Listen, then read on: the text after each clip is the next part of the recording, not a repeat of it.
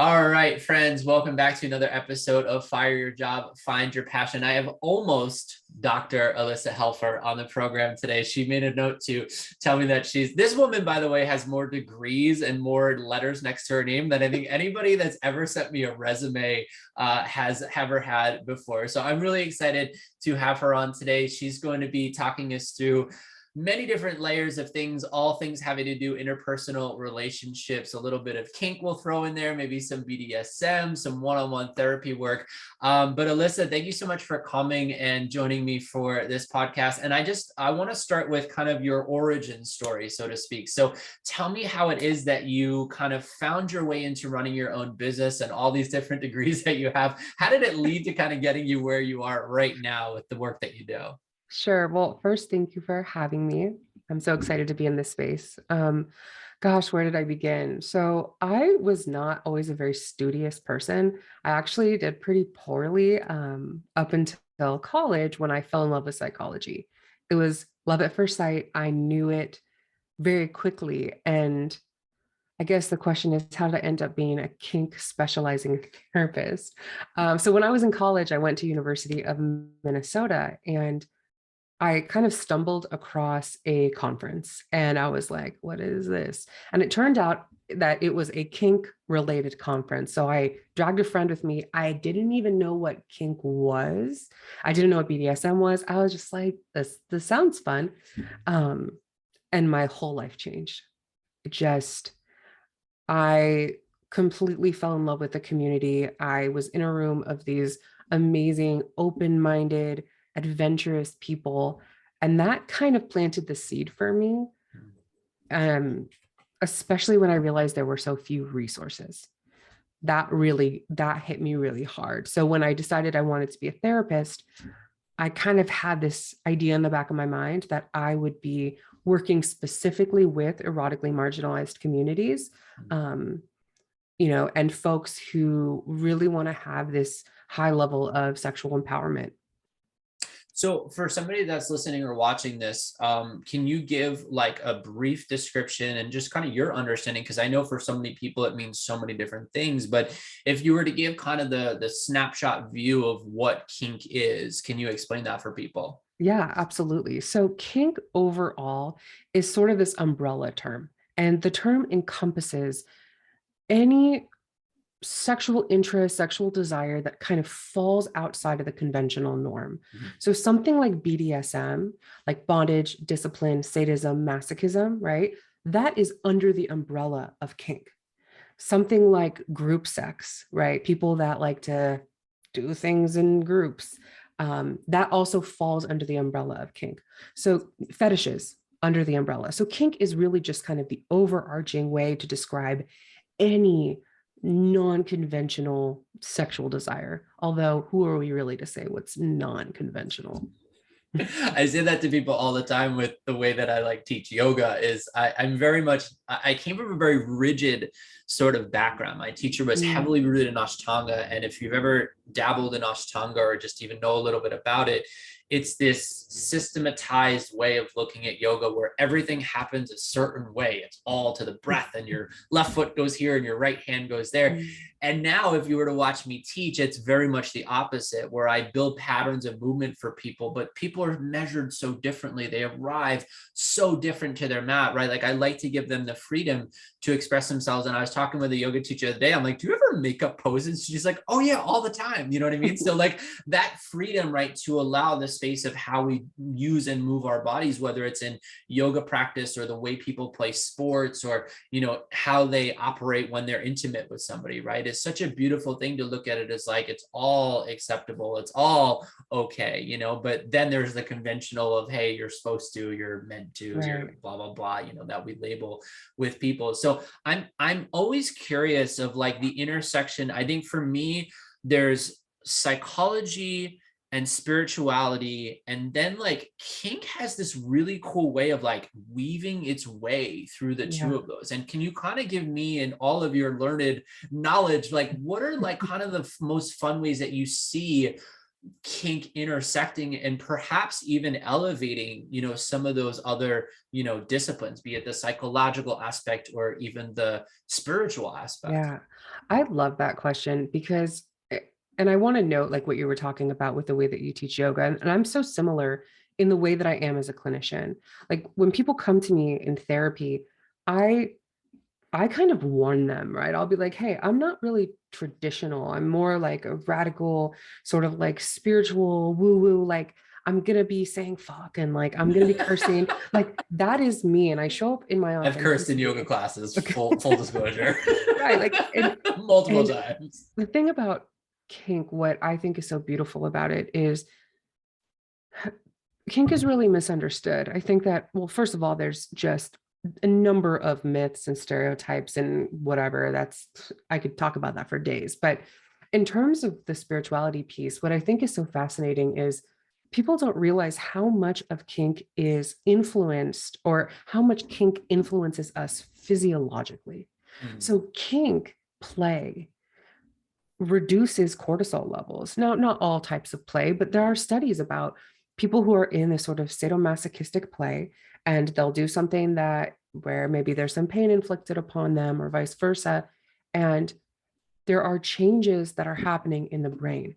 People are going into states of flow when they are participating in certain kink activities. So, Mm. this idea that it's just like this fun little hobby. Well, in fact, it can be really transcended and can move people into new levels of themselves and new levels of connection. And Mm.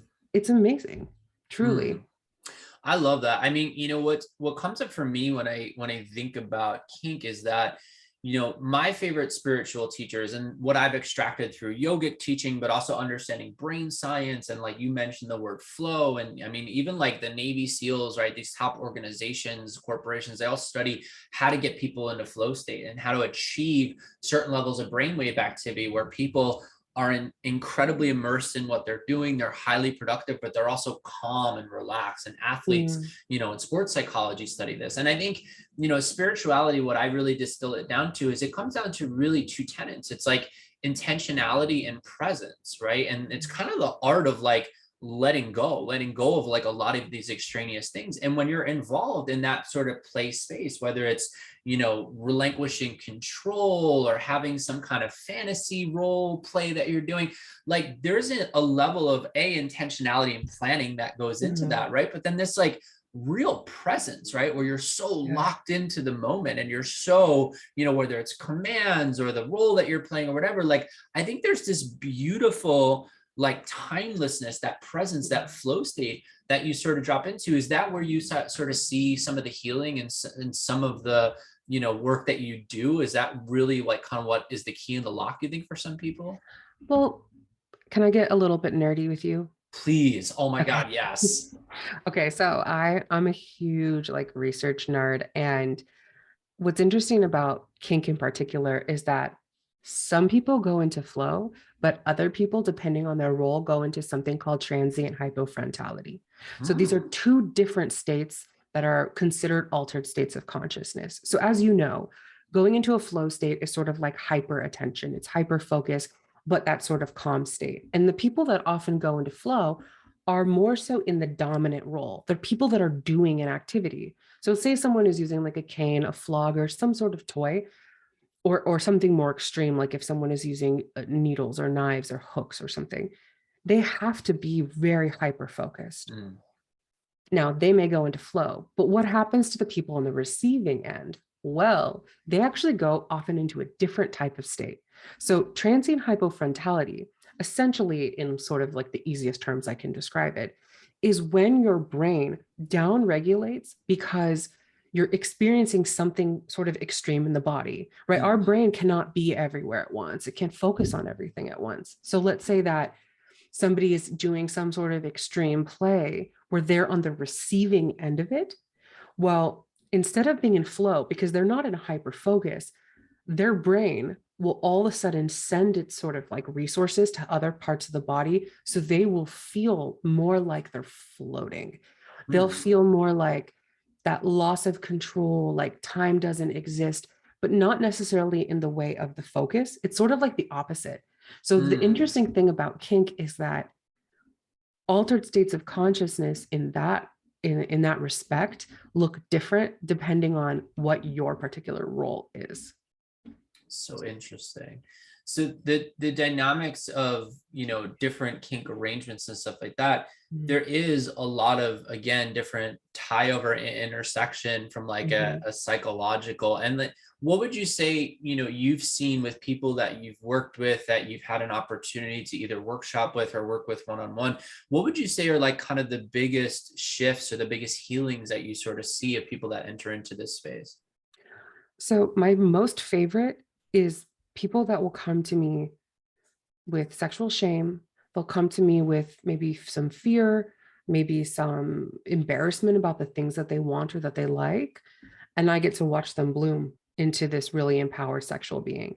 That to me is like one of my favorite things. That's not necessarily what I work with all the time, but I love the idea of, when someone comes to me, they're kind of shy, they're just starting out in the community, they don't know what they're really doing. And they have this like light in their eye, and I know that they want to embrace this part of their identity, which could Mm. be as big of a part of our identity as like our sexual orientation or our anything. Like, and I get to watch them grow into that, and I get to watch them become really grounded in their sexuality and learn how to communicate what they want, learn how to Mm. sit in their boundaries and create these really beautiful intimate relationships. To me, that's the greatest gift that I can help someone get to Mm. as my role as either someone's therapist or someone's coach. I love that. I mean, I think as a facilitator of, people doing their inner work and going on, whether it's a spiritual journey or, Mhm. sometimes full on like, shifts in their life. And I mean, that was the moment for me, is like, I call it the aha moment, and Yeah. I think what's so fun about what you do is that there's an element of all of us, right, where we, in a lot of the self-development growth world, we talk about, speaking our truth, right? It's such an important thing, Mm. like having those really Yes. open, honest lines of communication. And I see it in my life where like lack of like crystal clear agreements, or lack of like maybe even not even telling a lie, but just not fully embracing it's like always comes Mhm. back and creeps up, so I think to invite people into that space and to do it in such a vulnerable way, which is a lot of what we do on retreats, right, is Yeah. really like the key to kind of cracking people open. And then the floodgates start to come where they're like, I don't Yeah. like my job, I don't like that, like they start like letting go of all this stuff Right. that maybe Yeah. they've been too afraid, to kind of let go of. So I know you mentioned that conference that you went to, and how that was kind of maybe that first moment, but what was the moment where you kind of feel like, maybe you transitioned out of this traditional, you mentioned not being great in school. I was tested for learning disabilities in schools because like they thought something was wrong with me, and they took me to Hofstra University, and it was like, oh, actually, he's really smart. It's just like this doesn't work for him. So, what would you say maybe your one or two aha moments were where you kind of fired the job, so to speak, of like the traditional path, and then Yeah. you're like, no, this is the direction I'm passionate. I'm going in this direction with my work in the world, my service to humanity. Yeah. I am in a very rare situation in that what I love the most, what I'm passionate about the most, that really it kind of fits in line a lot with the academic world, which Mm. is why I have the certifications and all that stuff. And like it has been a journey, like it has been very difficult, right? Being in school for so long, but I love it so much. And I really think that my shift happened in 2020. It has Mm. not been that long for me. You Wow. know, I was working with this population since the beginning, right? Since I've been in practice through my training, I was always working with the population, but I was still very sort of rigid in my practice because I thought that I had to, you know, show people that like I'm doing the therapist thing the perfect way. And that was where I had to break from it, where I had to say, you know what?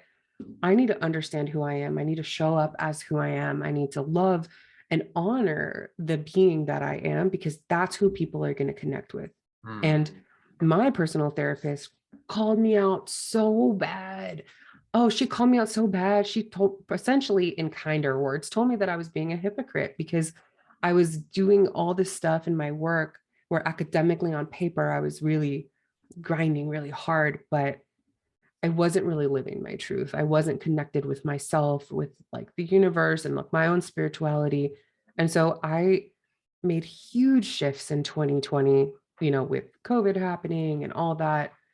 So yeah, I think that for me, I do this work because it is in my soul to do this work. It Mm, is when I wake up in the morning, I choose to work because I love what I do. mm, And I wish more than anything that everyone had the privilege to be able to do that, to find something that just lights them up.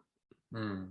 It's my favorite part about doing this podcast and to meeting people like you is that there's no amount of like specialization or like niching that is too much or too far. And then on the opposite end, there's like no amount of, broad stroke that is too much, right? Like Yeah. some people I think fear either the entrepreneurship role or the role of like chasing their dreams because of one of those two things. It's like, I'm so specialized. There can't be a big enough population like to be able to support this, like me doing this work. There's 7 billion people on this planet. Like we were talking about technology before, like there's Yeah. access to people and resources like there's never been in the entire history of humanity.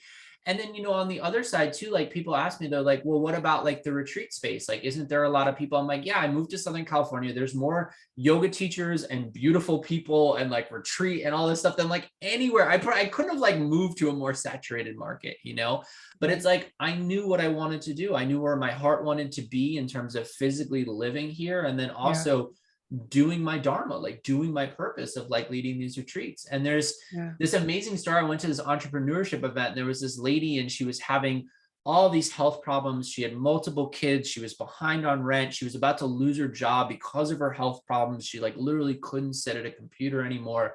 And she went off and just started going to the beach every day. And she got really good at knowing where the whales and the dolphins were going to kind of pop up on the beach in San Diego. Mhm. And then she started offering just people to come with her for like $10 to like watch the way, and she would give them like a little tour and walk them around Mhm. and stuff. And like little by little, like more and more. And then she started infusing food. This woman like owns 2 yachts now and does like whale watching tours like all over San Diego. Like she just kept doubling down on her passion and her dream. Yeah. But I'm so glad that you mentioned like, because it's not, I don't think anybody's necessary like intention to maybe seek the work that you do, but I think the understanding of, yeah, you had to do a lot of learning and a lot of like what you're doing in terms of qualifying your expertise is so important, right? Like to Yeah. really qualify yourself as an expert and to have done that work for yourself is so amazing, right? But then you've really niched it down. And I think you were mentioning to me, like you have more clients than, you could even know what to do with, right? So Yeah. that's an amazing testament, I think, to that there's a spot for everybody, no matter how narrow or wide that you want to go with. So I want to ask you, just as we kind of start to wrap up, if anybody's listening to this and they are interested in following either more of your work, or if they're a teacher or a leader and they want to Mhm. infuse some of what you do, what are the best ways for them to kind of reach out or to access you to maybe come in and teach, this kind of Sure. way of looking at therapy to people? Yeah. So people can reach me through my website, which is elevatedhealingcenter.com. On there, they have access to my therapy practice, they have access to my coaching or any sort of workshops, trainings, writing, anything in that realm. I also do a lot of consultation, but that's more so in the therapeutic world. Really, right now, my goal is to spread the message of sexual empowerment as far and wide as I can, and happy to do workshops. I love working with couples, communication. I love that work. I think it is so fun. So yeah, elevatedhealingcenter.com, or they can find me on Instagram at Healing with Elyssa. And my name is spelled with an E, Elyssa. Awesome. Well, thank you so much. I'm so grateful for you taking the time. I know we've been wanting to do this for a while. And if you're listening to this, we've been talking with SoCal Wellness Retreats for a while. We get a lot of people that are in couples that are reaching out to us about potentially wanting to do like a couples retreat. And so keep your eyes peeled, because I have a feeling at some point we'll be doing a couples retreat, and I would love to have Elyssa, if I can fit into her busy schedule, because she's got all the things happening. But if we can fit her into our schedule, we'd love to have it happen. Thank you so much for coming on. I appreciate you so much. Thank you. My pleasure. Thank you. Awesome. Yeah. Well, I think that was amazing. Oh, good.